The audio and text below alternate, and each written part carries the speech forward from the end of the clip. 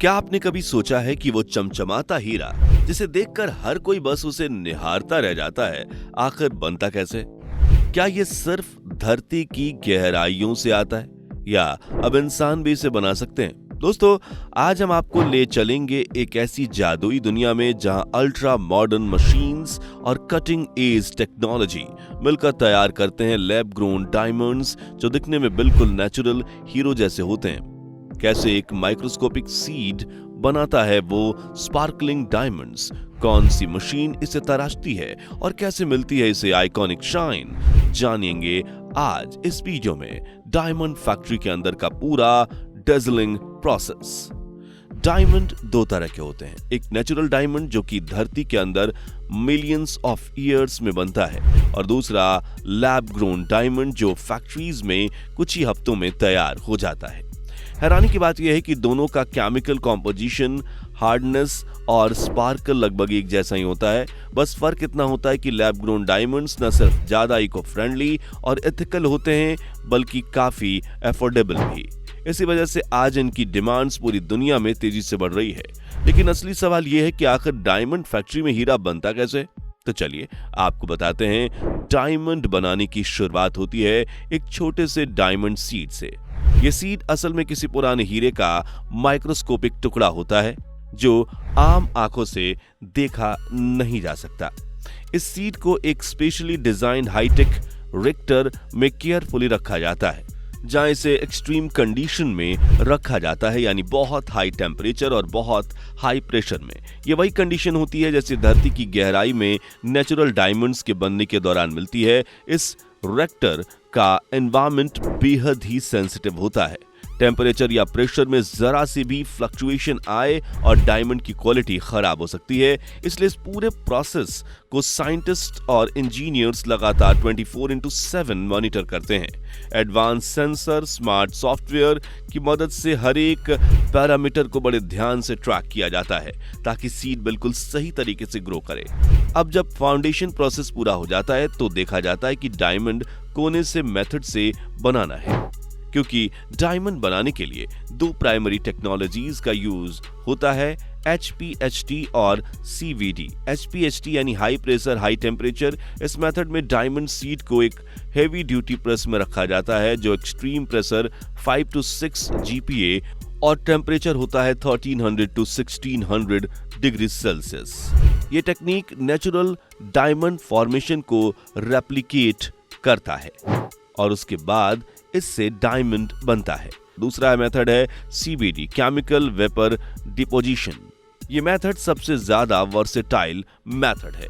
इसमें एक sealed chamber में कार्बन रिच गैसेस के साथ साथ जैसे मेथान को 100 to 1000 डिग्री सेल्सियस तक हीट किया जाता है, जिससे प्लाज्मा क्लाउड बनता है। ये प्लाज्मा सीड पर लेयर बाय लेयर जमा होता है, जैसे बारिश की बूंदें धीरे धीरे जमीन पर परत बनाती है। CVD का बिगेस्ट एडवांटेज ये है कि इससे डायमंड की साइज, शेप और क्लियरिटी प्रिसाइजली कंट्रोल किया जा सकता है। दोनों टेक्निक्स में साइंटिस्ट को टेम्परेचर, प्रेशर और गैस कंपोजिशन का परफेक्ट बैलेंस रखना होता है। CVD आज ज्वेलरी इंडस्ट्री से ज्यादा पॉपुलर है क्योंकि कस्टमाइजेशन और कंसिस्टेंसी में ये अनबीटेबल है।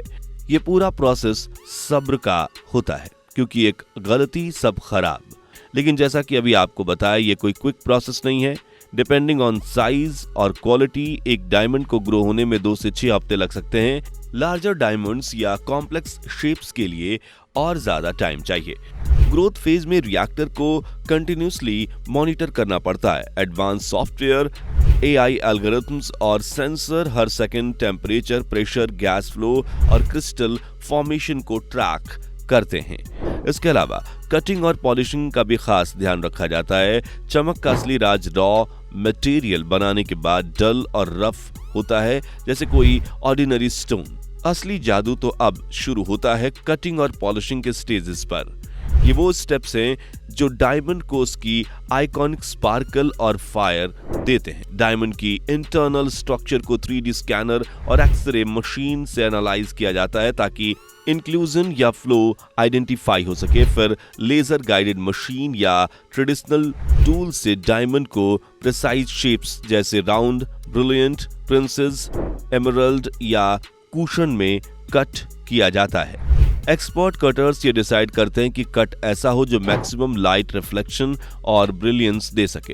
एक गलत कट डायमंड की वैल्यू को खराब कर सकता है। फिर कटिंग के बाद डायमंड को पॉलिशिंग व्हील्स पर स्मूथ किया जाता है। स्किल्ड आर्टिजन्स घंटों मेहनत करते हैं ताकि डायमंड की सरफेस मिरर लाइक हो जाए। पॉलिशिंग से ही डायमंड को वो ड्रेजलिंग लुक मिलता है जो ज्वेलरी में उसे स्टैंड आउट बनाता है। मॉडर्न फैक्ट्रीज में ऑटोमेटेड पॉलिशिंग मशीन भी यूज होती है जो माइक्रो लेवल एक्यूरेसी देती है। अब जब डायमंड तैयार हो जाता है उसके बाद उसे क्रूशियल स्टेप आता है क्वालिटी चेक, जिसे POCS टेस्ट भी कहते हैं।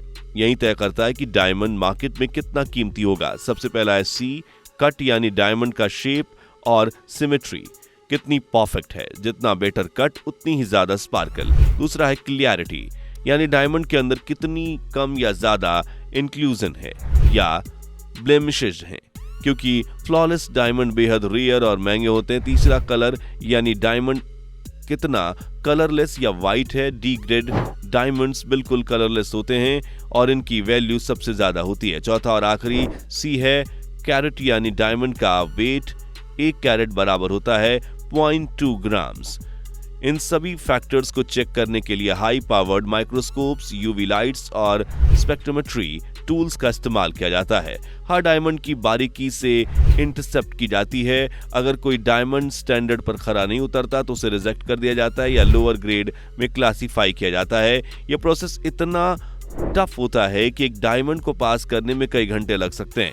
क्वालिटी चेक के बाद डायमंड को एक सर्टिफिकेशन दी जाती है जो उसकी ऑथेंटिसिटी का प्रूफ होती है। सर्टिफाइड डायमंड्स को एक यूनिक ID नंबर के साथ लेजर इनग्रेव्ड किया जाता है। यह नंबर माइक्रोस्कोप से ही दिखता है और डायमंड की ट्रेसेबिलिटी और ऑथेंटिसिटी को गारंटी करता है, क्योंकि बायर्स के लिए यही सर्टिफिकेशन भरोसे का सबसे बड़ा सिंबल होता है। क्वालिटी चेक और सर्टिफिकेशन के बाद डायमंड का सफर यहीं खत्म नहीं होता।